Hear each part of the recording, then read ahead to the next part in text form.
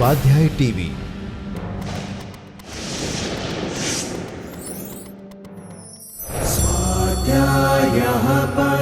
Doctor Baba Saheb Ambedkar open university.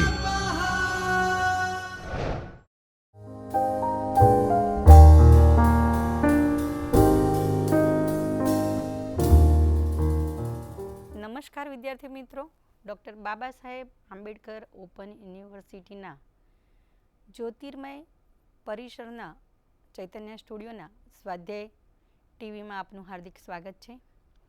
મિત્રો, આપણે Ambedkar university દ્વારા ચાલતા બ્લિસ અભ્યાસક્રમ bachelor of library and information સાયન્સના પેપર 1 લાઇબ્રેરી એન્ડ સોસાયટી વિશે ચર્ચા કરીશું.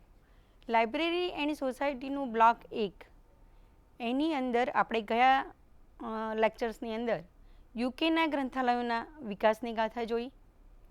મિત્રો, આજે આપણે યુએસએની અંદર ગ્રંથાલયોનો વિકાસ કેવી રીતે થયો એ વિશે વિગતે ચર્ચા કરીએ. યુએસએની અંદર ગ્રંથાલયનો વિકાસ એ જોતાં યુએસએના ગ્રંથાલય વિકાસની ગાથા અમેરિકા જઈને વસેલા હિજરતીઓ તેમની અતિ તકલીફભરી વિકટ જિંદગી વચ્ચે પણ તેમના ધાર્મિક વારસાને ભૂલ્યા નહીં. પાદરીઓ પોતાની સાથે બાઇબલ અને તબીબી તેમના પુસ્તકો લાવ્યા હતા. મોટો સંગ્રહ ધાર્મિક પુસ્તકોનો જ હતો. કેટલાક ખાનગી ગ્રંથાલયો પોતાના નાના નાના સંગ્રહ સાથે અસ્તિત્વમાં આવ્યા હતા. સંગ્રહમાંથી જ યુનાઇટેડ સ્ટેટ્સ ઓફ અમેરિકાના ગ્રંથાલયના ઇતિહાસની શરૂઆત થઈ. યુએસએના ગ્રંથાલયનો વિકાસ જોઈએ તો 3 વિભાગમાં વહેંચી શકાય: કોલોનિયલ સમય, સામાજિક ગ્રંથાલયો, મર્કેન્ટાઇલ ગ્રંથાલયો. આ ઉપરાંત સ્કૂલ ડિસ્ટ્રિક્ટ સાર્વજનિક ગ્રંથાલયો પણ યુએસએના વિકાસનો એક તબક્કો ગણાય છે. અમેરિકાના શરૂઆતના વસાહતીઓ પાસે પોતાની અંગત પુસ્તકોનો સંગ્રહ હતો. કોલોનિયલ સમયના પીરિયડના મોટાભાગના ગ્રંથાલયો ખાનગી ગ્રંથાલયો હતા, જેવા કે William Brewster of Plymouth Colony, John Winthrop governor of Connecticut, colonel William Byrd of Westover Virginia અને જેમ્સ લોગન ઓફ ફિલાડેલ્ફિયાની માલિકીના હતા. તેમનો સંગ્રહ 3000થી 4000 પુસ્તકોનો હતો. સાર્વજનિક ગ્રંથાલય. સાર્વજનિક ગ્રંથાલય સ્થાપનાનો યશ બોસ્ટન શહેરને મળે છે. સન 1653માં બોસ્ટનના રોબર્ટ ક્રીમને એક વેપારીએ ટાઉન હાઉસમાં જનતાના ઉપયોગ માટે ગ્રંથાલયનો એક ઓરડો બાંધવા 300 પાઉન્ડની જોગવાઈ કરી. અડધી સદી સુધી સેવા આપતું આ ગ્રંથાલય 1749માં મોટી આગમાં નાશ પામ્યું. 1695થી 1704ના સમયગાળામાં કેન્દ્રો થોમસ બ્રે નામના એંગ્લિકન પાદરીએ 70થી વધારે ગ્રંથાલયો શરૂ કર્યા. તેમની મહત્વાકાંક્ષા તો દરેક વસાહતમાં એક વિશાળ ગ્રંથાલય સ્થાપવાની હતી. બ્રેને તેમના કાર્યમાં 2 જૂથોની મદદ મળી: society for the propagation of the gospel in foreign parts અને society for the promotion of Christian knowledge. આ 2 સંસ્થાઓની એમને મદદ મળી. આ ગ્રંથાલયનો મુખ્ય સંગ્રહ આધ્યાત્મિક વિદ્યા ગ્રંથ વિશેનો હતો. બ્રેના ગ્રંથાલયોમાંથી કેટલાક ગ્રંથાલયો સાર્વજનિક ગ્રંથાલય તરીકે ઓળખાતા હોવા છતાં તેમને સાર્વજનિક ગ્રંથાલયો કહી શકાયા નહીં. સામાજિક ગ્રંથાલયો. સામાજિક ગ્રંથાલયો વિશે જોઈએ તો ઇંગ્લેન્ડમાં બુક ક્લબ અને લવાજમી ગ્રંથાલયો લોકપ્રિય હતા. આ જ પદ્ધતિએ યુએસએમાં પણ ગ્રંથાલયો સ્થપાયા. તે સામાજિક ગ્રંથાલયો તરીકે ઓળખાતા હતા. સામાજિક ગ્રંથાલયો શરૂ કરવાના પથ પ્રદર્શક શ્રી બેન્જામિન ફ્રેન્કલિન હતા. સન 1793માં લાઇબ્રેરી કંપની ઓફ ફિલાડેલ્ફિયા નામની એક કંપની શરૂ કરી અને રસ ધરાવતા બધા લોકોને તેમના સભ્ય બનાવવા વિનંતી કરી. શરૂઆતનું લવાજમ 40 શિલિંગ અને વાર્ષિક ફી 10 શિલિંગની હતી. ફ્રેન્કલિનના ગ્રંથાલયનો ઉલ્લેખ વારંવાર અમેરિકાના સામાજિક ગ્રંથાલયની જનેતા તરીકે થાય છે. આમ સામાજિક ગ્રંથાલયોનો વિકાસ યુએસએમાં થયો. સમગ્ર યુએસએમાં નાના મોટા અનેક લવાજમી ગ્રંથાલયો શરૂ થયા હતા. 3 પ્રસિદ્ધ સામાજિક ગ્રંથાલયો હતા: રેડવુડ લાઇબ્રેરી ઓફ ન્યૂપોર્ટ ન્યૂયોર્કમાં, New York society library of New York city અને Charleston library society of Charleston. આ 3 પ્રસિદ્ધ ગ્રંથાલયો હતા. 1790 થી 1815ના ગાળામાં સામાજિક ગ્રંથાલયો ખૂબ લોકપ્રિય હતા. પછીના સમયમાં રાજ્યની સહાય વડે તેઓ અસ્તિત્વમાં આવેલા સાર્વજનિક ગ્રંથાલયોના ઉદય સાથે સામાજિક ગ્રંથાલયો ધીમે ધીમે અસ્ત પામ્યા. લવાજમી ગ્રંથાલયોને ગ્રંથ સંગ્રહ તેની આગવી લાક્ષણિકતા હતી. આ સંગ્રહમાં ધર્મ ઉપર ઓછો ભાર હતો, પરંતુ અન્ય વિષયો જેવા કે ઇતિહાસ, જીવનચરિત્ર, પ્રવાસ, સાહિત્ય, વ્યાકરણ, કૃષિ, અંકગણિત, કુદરતી વિજ્ઞાન વિષય ઉપર વધારે ઝોક હતો. ઇંગ્લેન્ડની જેમ જે કેટલાક વ્યાપારી ગ્રંથાલયો હતા જેમનું મુખ્ય ધ્યેય નફો કમાવાનું હતું. મર્કેન્ટાઇન ગ્રંથાલયો. મર્કેન્ટાઇન ગ્રંથાલયો વિશે જોઈએ તો વિવિધ ઉપયોગની સ્થાપના, વ્યાપાર અને વાણિજ્યના વિકાસને લીધે વ્યાપારીઓનો એક અન્ય ભાગ ઔદ્યોગિક કામદારોનો હતો. વેપારી પેઢીઓ અને ઉદ્યોગો મર્કેન્ટાઇલ ગ્રંથાલયોના ઉદ્ભવના કેન્દ્રો હતા. ગ્રંથાલયનો મુખ્ય હેતુ કામદારોમાં શૈક્ષણિક અને મનોરંજક વાંચનની ટેવ વિકસાવવાનો હતો. આ ગ્રંથાલયોને મિકેનિક્સ લાઇબ્રેરી અથવા એપ્રેન્ટિસ લાઇબ્રેરી તરીકે પણ ઓળખવામાં આવતી હતી. તેનું જોડાણ શૈક્ષણિક પ્રવૃત્તિઓ સાથે હતું. સ્કૂલ ડિસ્ટ્રિક્ટ સાર્વજનિક ગ્રંથાલયો. સ્કૂલ ડિસ્ટ્રિક્ટ સાર્વજનિક ગ્રંથાલયો વિશે જોઈએ તો ન્યૂયોર્કના ગવર્નર ડ્યુવિડ ક્લિન્ટન દ્વારા રાજ્યની ધારાસભાના સ્કૂલ ડિસ્ટ્રિક્ટ ગ્રંથાલયોની રચના કરવા માટે ભલામણ કરવામાં આવી. ગ્રંથાલયો શાળાના મકાનમાં શરૂ કરવા અને જનતાના ઉપયોગ માટે વિનામૂલ્યે ખુલ્લા મૂકવા. સન 1835માં ન્યૂયોર્ક ધારાસભાએ કાયદો પસાર કર્યો, જે અંતર્ગત ગ્રંથાલયો શરૂ કરવા માટે $20નો કર અને પછીના વર્ષોમાં $10નો કર તેના વિકાસ માટે ઉઘરાવવાનો હતો. રાજ્ય ધારાસભા પુસ્તક ખરીદી માટે વર્ષે $55,000 આપે. સરકારની તિજોરીમાંથી જેટલા નાણાં મળે તેટલા જ નાણાં સ્કૂલ ડિસ્ટ્રિક્ટને ફાળવવામાં આવતા હતા. સ્કૂલ ડિસ્ટ્રિક્ટ સાર્વજનિક ગ્રંથાલયો ઘણા રાજ્યોને પસંદ પડ્યા. 1876ની સાલ સુધીમાં 21 રાજ્યોમાં તેનો અમલ શરૂ થયો. ગ્રંથાલય ધારો સાર્વજનિક ગ્રંથાલયોની સ્થાપનામાં સૌ પ્રથમ ન્યૂયોર્ક હેમ્પશાયરના પીટર્સબર્ગમાં શરૂ થયો. સન 1823માં પીટર્સબર્ગ મ્યુનિસિપલ કાઉન્સિલના બજેટમાં નિઃશુલ્ક સાર્વજનિક ગ્રંથાલય શરૂ કરવા માટેની જોગવાઈ કરવામાં આવી. યુએસએમાં છેક 1848ની સાલથી કાયદાકીય જોગવાઈ ઊભી કરવામાં આવી. 1848ની સાલથી કાયદાકીય પગલાં લેવાના શરૂ થયા. માસેચ્યુસેટ્સની જનરલ કોર્ટ દ્વારા પસાર થયેલા ધારા દ્વારા 1848માં બોસ્ટન ગ્રંથાલયની સ્થાપના થઈ હતી. બીજા જ વર્ષે ન્યૂ હેમ્પશાયરે તેમના તાબામાં આવતા શહેરો અને નગરોને ગ્રંથાલયો શરૂ કરવાની કાયદેસર સત્તા આપી. ગ્રંથાલય ભંડોળ ઊભું કરવા માટે ખાસ કર વસૂલ કરવાની જોગવાઈ પણ કરવામાં આવી. આમ યુએસએની અંદર દરેક રાજ્યમાં સાર્વજનિક ગ્રંથાલય ધારો અમલમાં મુકાયો. આ ધારો ગ્રંથાલયની સ્થાપના, વહીવટ અને કર જોગવાઈ માટેનો હતો. કાયદાકીય આધાર પૂરો પાડતો હતો.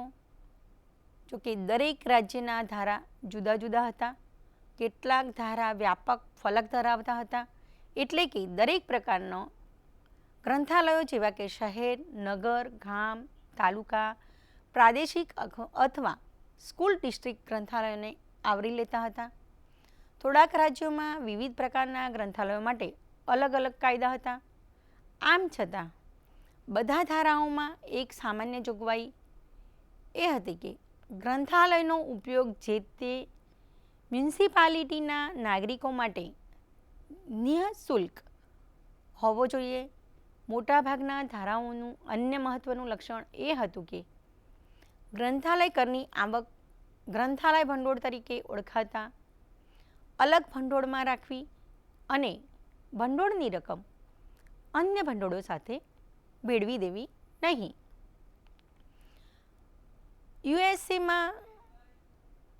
યુએસએમાં સમવાય ધારાની વિકાસ ધીમો ધીમો હતો. 1956માં રાષ્ટ્રીય કક્ષાએ પ્રથમ સામાન્ય ગ્રંથાલય ધારો લાઇબ્રેરી સર્વિસ એક્ટ ઘડાયો. સમગ્ર શિક્ષણ કાર્યક્રમમાં ગ્રંથાલયોની સહાય માટે રાષ્ટ્રીય પ્રતિબદ્ધતા નક્કી કરવામાં આવી. આ ધારો ગ્રામ્ય વિસ્તારોમાં લાગુ પડતો હતો, પરંતુ 1964માં તેનો સુધારો કરીને શહેરી વિસ્તારોને પણ આવરી લેવાય અને આ ધારાનું નવું નામ library services and constructions act પાડવામાં આવ્યું. આ ધારા અન્વયે ગ્રંથાલય સેવા અને આંતર ગ્રંથાલય સહકાર માટે ભંડોળ ફાળવવામાં આવ્યું. લોક કલ્યાણ અને ગ્રંથાલય ચળવળ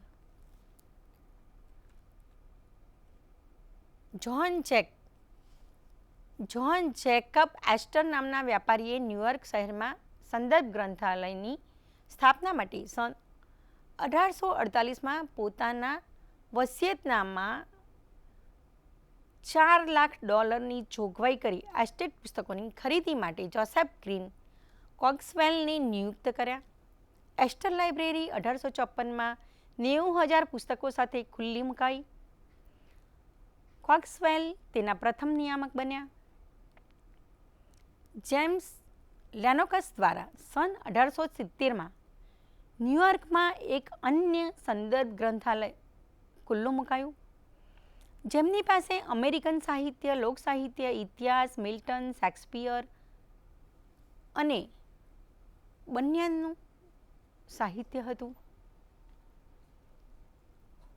અન્ય પ્રશિષ્ટ કૃતિઓ સહિત લગભગ 20,000 પુસ્તકોનો સંગ્રહ પણ હતો. ન્યૂયોર્ક રાજ્યના ભૂતપૂર્વ ગવર્નર સેમ્યુઅલ જે ટાઇલ્ડને નિઃશુલ્ક સાર્વજનિક ગ્રંથાલય શરૂ કરવા માટે 1880માં પોતાની $50 લાખ મિલકતનો વારસો આપ્યો. જોકે તેમના વસિયત અંગે મુકદ્દમાબાજી થઈ અને તેમાં તેમના સગા સંબંધીઓ સાથે સમાધાન થયા બાદ ગ્રંથાલયને માત્ર અડધી રકમ પ્રાપ્ત થઈ. સન 1895માં ત્રણેય ટ્રસ્ટો બંધ થઈને નવી ન્યૂયોર્ક પબ્લિક લાઇબ્રેરીનો જન્મ થયો. ખાનગી ગ્રંથાલય હોવા છતાં તે નિઃશુલ્ક સેવાઓ આપે છે. 19મી સદીના ઉત્તરાર્ધમાં અને 20મી સદીની શરૂઆતમાં નિઃશુલ્ક સાર્વજનિક ગ્રંથાલયોની સ્થાપના માટે મોટા દાન મળ્યા. ઉદાર સખાવતોને પરિણામે સ્થપાયેલા ગ્રંથાલયોના કેટલાક ઉદાહરણ જોઈએ તો એક બાલ્ટીમોરનું એનોક પ્રેટ ગ્રંથાલય 1884, શિકાગોનું ન્યૂબેરી ગ્રંથાલય 1887 તેમજ જ્હોન કેરર ગ્રંથાલય 1894, સાન મેરિયોનું હેનરી ઇ હન્ટિંગ્ટન ગ્રંથાલય 1919 અને ન્યૂયોર્કનું પિયરપોન્ટ મોર્ગન ગ્રંથાલય. શ્રી એન્ડ કાર્નેગી 1835-1919 દ્વારા સાર્વજનિક ગ્રંથાલય માટે સૌથી મોટી સખાવતો હતી. આ દાન મુખ્યત્વે ગ્રંથાલય મલય ભવનના નિર્માણ માટેના હતા. પુસ્તકો તેમજ વિભાગ ખર્ચ સમાજે ભોગવવાનો રહેતો. કાર્નેગીના દાનમાં ફળ સ્વરૂપ માત્ર યુએસએમાં 1681 જેટલા ગ્રંથાલય ભવનોનું નિર્માણ થયું. સન 1920 સુધીમાં કાર્નેગી ટ્રસ્ટ દ્વારા ગ્રંથાલય ભવનના નિર્માણ માટે $500,000 દાન મળ્યું.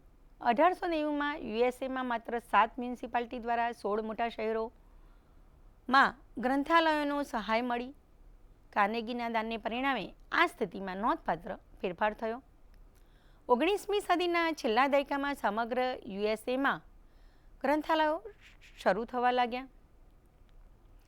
ગ્રંથાલયોના પ્રકાર.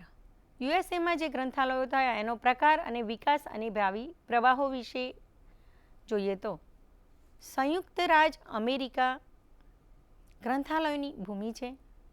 ગ્રંથાલયોના પ્રકાર અને દેશમાં કેટલા ગ્રંથાલયો છે તેનો ખ્યાલ અને સંભવિત આધાર જોઈએ તો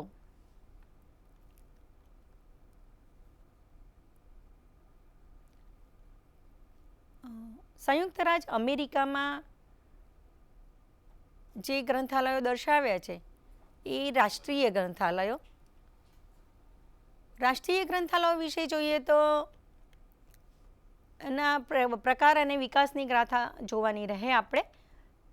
રાષ્ટ્રીય ગ્રંથાલયમાં સંયુક્ત રાજ્ય અનેક સરકારી ગ્રંથાલયોને પ્રોત્સાહિત કરે છે, પણ સેવાકીય ક્ષેત્રોને કારણે 3 ગ્રંથાલયોને રાષ્ટ્રીય ગ્રંથાલયો તરીકે માન્યતા આપવામાં આવી છે. લાઇબ્રેરી ઓફ કોંગ્રેસ વિશાળ છે, જે વિશ્વ સ્તરે ગ્રંથાલયના વિકાસમાં અનેક પ્રવૃત્તિઓમાં અગ્રેસર છે. તેણે સદીના પ્રથમ દશકામાં મુદ્રિત કાર્ડ વહેંચણી કરવાની સેવાનો પ્રયાસ કર્યો છે. લાઇબ્રેરી ઓફ કોંગ્રેસ વિશે જોઈએ તો ચોથા દશકામાં રાષ્ટ્રીય સંઘસૂચિ તેના દ્વારા પ્રગટ થઈ હતી. ક્રમશઃ છઠ્ઠા દશકામાં તે machine readable catalogue MARC tape સ્વરૂપે તૈયાર થઈ. લાઇબ્રેરી ઓફ કોંગ્રેસની અન્ય રાષ્ટ્રીય ગ્રંથાલય પ્રવૃત્તિમાં ઘણા બધા પ્રોજેક્ટ મહત્ત્વના છે, જેનું ઉન્નત તકનીકીઓ અને પદ્ધતિઓ દ્વારા ગ્રંથાલય અને માહિતી સેવાઓમાં વિકસિત કરવામાં યોગદાન છે. ફક્ત સંયુક્ત રાજ્ય અમેરિકામાં જ નહીં પણ આંતરરાષ્ટ્રીય સ્તરે પણ તેનું યોગદાન છે.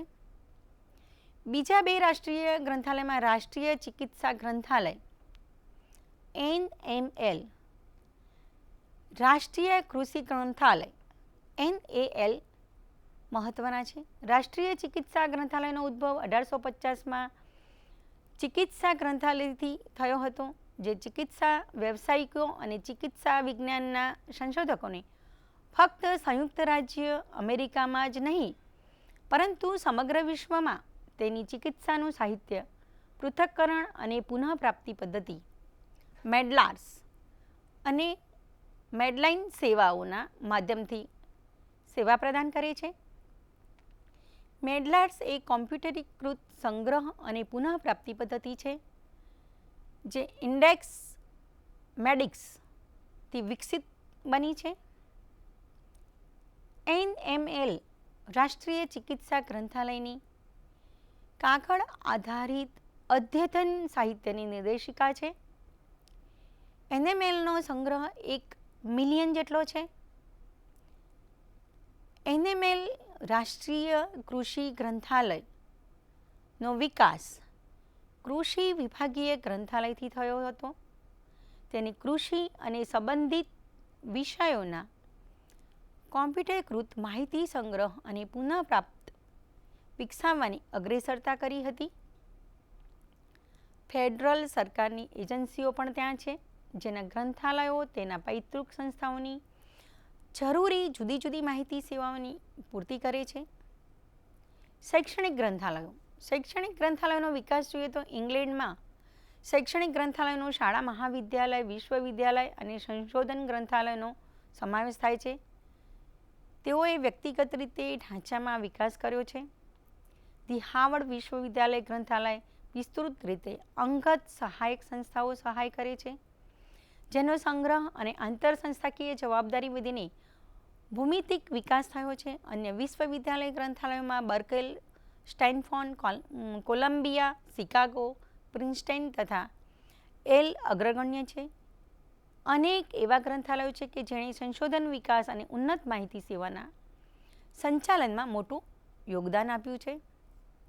સંયુક્ત રાજ્ય અમેરિકામાં શૈક્ષણિક ગ્રંથાલયોનો એક પ્રમુખ વિશેષતા રહી છે કે શાળા ગ્રંથાલયો અને મીડિયા કેન્દ્રો તેનો વિકાસ કર્યો છે. 75,000થી વધારે ગ્રંથાલયો, મીડિયા કેન્દ્રો હાલમાં અસ્તિત્વમાં છે.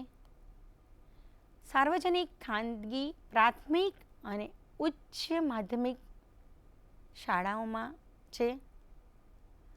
આ શાળામાં સંઘીય સહાયતા તથા વ્યાવસાયિક સંઘો દ્વારા વિકસિત માનકો વડે વાંચનમાં પરંપરાગત સેવાનો ઉન્નત બનાવવામાં શાળા ગ્રંથાલયો અને મીડિયા કેન્દ્રોને વધારાની માર્ગદર્શક સહાય પ્રાપ્ત થાય છે. કોમ્પ્યુટર શિક્ષણ કાર્યક્રમોમાં યુએસએની પ્રાથમિક અને માધ્યમિક શાળાઓમાં ઘણી બધી બાબતોમાં તેમની સહભાગિતા સક્રિય રહી છે. વિશિષ્ટ ગ્રંથાલયો. વિશિષ્ટ ગ્રંથાલયોનો આવિષ્કાર ખાસ કરીને વિશેષ પ્રકારના ઉપભોક્તાની સેવા માટે છે. તેમનો સંગ્રહ ઘણો નાનો હોય છે. કર્મચારીઓ વિશિષ્ટ પ્રકારના હોય છે. તેઓની જરૂરિયાત વિશિષ્ટ પ્રકારની હોય છે. વિશિષ્ટ ગ્રંથાલયોમાં એનટી Bell laboratories, international business machine, IBM અને વેસ્ટિંગ હાઉસ ઇલેક્ટ્રિક કોર્પોરેશન જેવા કેટલાક મોટા ઔદ્યોગિક અને વ્યાપારિક સ્થાયી થયેલા ગ્રંથાલયોના ઉદાહરણ છે. સમાચાર પત્રો, વિજ્ઞાપન એજન્સીઓ અને અન્ય એજન્સીઓને વિશિષ્ટ ગ્રંથાલયો હોય છે. વિદ્વાનોની પરિષદો, હોસ્પિટલો, બેંકો, કાયદાકીય સંસ્થાઓ, પ્રકાશન ગૃહો, વૈજ્ઞાનિક સંસ્થાઓ વગેરે સાથે ગ્રંથાલયો જોડાયેલા છે. દરેક પોતાના ઉપયોગકર્તાઓની જરૂરી માહિતી પૂરી પાડવા માટે તે હોય છે. યુએસએના ગ્રંથાલયોનો વિકાસ અને ભાવિ પ્રવાહો વિશે જોઈએ તો ઇંગ્લેન્ડના ગ્રંથાલયોનો વિકાસ અને ભાવિ વિશે જોઈએ તો ઘણી બધી પ્રવૃત્તિઓ યુકે, ઇંગ્લેન્ડના સંદર્ભમાં ઉલ્લેખ કરવામાં આવ્યો છે. તેનો સંયુક્ત રાજ્ય અમેરિકાના ગ્રંથાલયોમાં પણ તેમની જરૂરિયાત અનુસાર ભિન્નતાથી અમલ કરવામાં આવ્યો છે. સંયુક્ત રાજ્ય અમેરિકામાં વિશિષ્ટ પ્રકારની એવી પ્રવૃત્તિઓ નજરે પડે છે જેનો પ્રભાવ ફક્ત દેશની જ ગ્રંથાલય અને માહિતી સેવાઓ પર નહીં પરંતુ સમગ્ર વિશ્વ સ્તરે પડ્યો છે.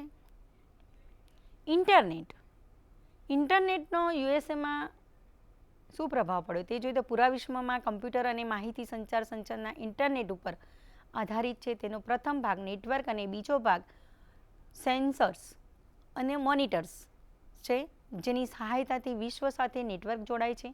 ત્રીજો ભાગ ડેટાબેઝનો છે જેમાં વિશ્વકોશીય માહિતી, સંગીત અને નાટ્ય રજૂઆત તથા અન્ય પ્રકારના રેકોર્ડનો સમાવેશ છે. માહિતીની કડીઓ તંત્રિકાની માફક હોય છે, માનવ શરીરમાં વ્યાપ્ત હોય છે અને તેને જીવિત રાખવામાં મદદરૂપ બને છે.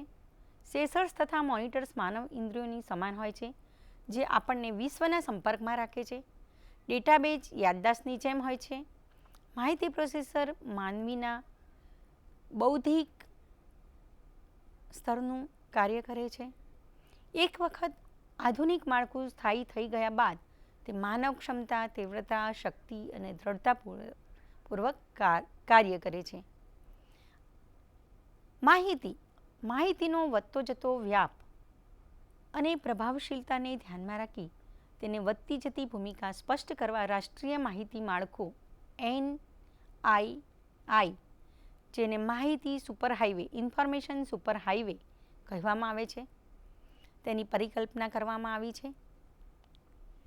લોકો માટે માહિતીનું સર્જન, પ્રકાશન, વ્યવસ્થા, સાચવણી, સંચાલન તથા ઉપયોગ દ્વારા તેના અમલીકરણ અને સેવાઓને વિકસિત કરવી, નીતિઓ અને માનકો યોજના કરવી અને તેનો અમલ કરવો અને રાષ્ટ્રીય માહિતી માળખું NIIના તમામ પાસાઓ માટે દરેકને શિક્ષિત અને પ્રશિક્ષિત કરવા માહિતીના તમામ સ્વરૂપો અને સંચાર માધ્યમોમાં જેવા કે લેખિક, સ્થિર અને ગતિમાન, પ્રતિમાઓ, આંકડાકીય, ફાઇલ, ધ્વનિ રેકોર્ડિંગ, પ્રાચીન, અભિલેખ, સંગ્રહાલય સામગ્રીઓ તથા તમામ પ્રકારના અન્ય પુરાવો જેવા કે માહિતીના સ્વરૂપો અને સંચાર માધ્યમો, હાર્ડવેર તથા અન્ય ભૌતિક ઉપકરણો, કમ્પ્યુટર, મોનિટર, નિર્વેશ ઉપકરણ, printer, telephone, fax machine, compact disc, દ્રશ્ય શ્રાવ્ય મીડિયા, કેમેરા, ટેલિવિઝન, કેબલ તથા અન્ય પ્રકારના તાર, switch, satellite, microwave, net, optical fibre, transmission, licence અને અન્ય ઉપકરણો જેવાની શોધ થઈ. સોફ્ટવેર અને સમાચાર સમૂહ જેવા કે ફાઇલ હસ્તાંતર પ્રોટોકોલ, કોફર્સ, યુઝનેટ, ન્યૂઝ, વિસ્તૃત ક્ષેત્રે માહિતી સેવા, World Wide Web, Mosaic, hypertext, HTML ભાષા તથા બીજી કેટલીક યુક્તિઓનો વિકાસ થયો. માનકો, સંકેતાક્ષરો, નિયમ વિનિમય તથા અન્ય નીતિઓ જેનો ઉદ્દેશ આંતરિક સંયોજન અને અન્યતર ક્રિયાશીલતા સ્થાપિત કરવી, વ્યક્તિગત ગોપનીયતાની રક્ષા, બૌદ્ધિક સંપત્તિની પૂર્તતા, ડેટાની વિશ્વસનીયતા સુનિશ્ચિત કરવી, નૈતિક વ્યવહારને પ્રોત્સાહન આપવું, સાર્વભૌમિક અને સેવાઓ સુલભ કરાવવી.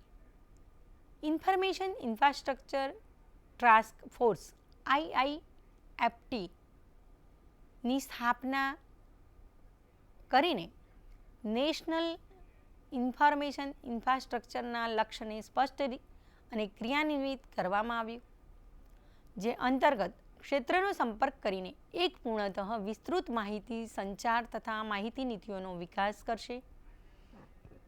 વ્યવસાયિક સંઘોની ભૂમિકા. વ્યાવસાયિક સંઘોની શું ભૂમિકા રહી છે જોઈએ તો યુનાઇટેડ કિંગડમ અને સંયુક્ત રાજ અમેરિકામાં ગ્રંથાલયોના વિકાસમાં વ્યાવસાયિક સંઘોએ નોંધપાત્ર ભૂમિકા અદા કરી છે.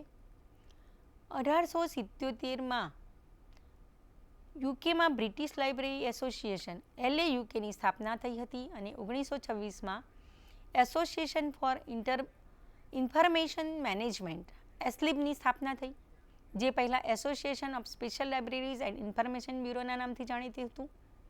અમેરિકામાં ગ્રંથાલયો અને માહિતી સેવાઓના વિકાસને પ્રોત્સાહન આપવા માટે American library association ALA, special library association SLA તથા American society for information science અથાગ પ્રયાસ કરે છે. સંઘોએ દેશમાં ગ્રંથાલય અને માહિતી સેવાઓને પ્રોત્સાહન કરવામાં સંપૂર્ણ પ્રયત્નો કર્યા છે. વ્યવસાયના લોકોના હિતોનું રક્ષણ પણ કર્યું છે. આ સિવાય વ્યાવસાયિક કુશળતા કાર્ય પદ્ધતિઓને વિકસિત અને પ્રોત્સાહિત કરવા માટે માનકો, માર્ગદર્શિકાઓ, નિયમાવલીઓ, મેન્યુઅલો અને જુદા પ્રકારના પ્રકાશનો, વ્યાવસાયિક પાઠ્યક્રમો અને પ્રશિક્ષણનું પણ સમયાંતરે સંચાલન કરેલ છે. આંતરરાષ્ટ્રીય સ્તર ઉપર અનેક પ્રકારના સંપર્ક સ્થાપિત કરવાનો પ્રયાસ કર્યો છે. અહીંયા તેની કેટલીક વિશિષ્ટ ભૂમિકાઓનો ઉલ્લેખ વ્યાવસાયિક યોગદાનના સંદર્ભમાં સંક્ષેપમાં કરવામાં આવ્યો છે. અન્ય સંબંધિત એકમમાં તેનું વિસ્તૃત વર્ણન કરવામાં આવ્યું છે. UK અને USA બંને દેશોમાં ગ્રંથાલયોનો પ્રારંભિક વિકાસ ખાનગી પ્રયત્નોને આભારી હતો. બંને દેશોમાં લવાજમી અને વ્યાપારી ગ્રંથાલયો સામાન્ય હતા. ધર્મની ભૂમિકા પ્રભાવક હતી અને મઠ તેમજ પાદરી હકુમત પ્રદેશમાં ગ્રંથાલયોની સ્થાપના માટે જવાબદાર રહ્યા છે. આમ છતાં બંને દેશોમાં ગ્રંથાલય વિકાસનો સંગીત પાયો ગ્રંથાલય ધારાને કારણે નખાયો. ધારાને કારણે ગ્રંથાલયો માટે જીવાદોરી સમાન નાણાં ભંડોળ પ્રાપ્ત થયું. ગ્રંથાલય સેવાની સુધારણા ઉપર દેખરેખ રાખવા માટે સમયાંતરે વિવિધ કમિશન અને કમિટીઓની નિયુક્તિ કરવામાં આવી. ગ્રંથાલય પ્રવૃત્તિ માટેનું અન્ય એક પ્રોત્સાહક પરિબળ પરોપકારી સજ્જનો તરફથી મળેલી ઉદાર સખાવતો એટલે કે દાન હતું. બંને દેશોમાં વ્યવસાયિક સંગ્રહોને ગ્રંથાલય વિકાસમાં ઊંડો રસ લઈ યોગ્ય માર્ગદર્શન પૂરું પાડ્યું. આ ગ્રંથાલયોમાં સાચા અર્થમાં શિક્ષણ કેન્દ્રો બની રહ્યા. આમ આપણે યુકે અને યુએસએના ગ્રંથાલયોના વિકાસની ગાથા છેલ્લા 2 લેક્ચરમાં કરી. આજે આપણે યુકે અને યુએસએના ગ્રંથાલયના વિકાસના યુનિટની ચર્ચા બહુ સારી રીતે કરી. યુકેના ગ્રંથાલયનો વિકાસ કેવી રીતે થયો તેની વિગતે ચર્ચા કરી. હવે ફરી મળીશું આ જ માધ્યમ દ્વારા. નમસ્કાર. स्वाध्यायः परमं तपः.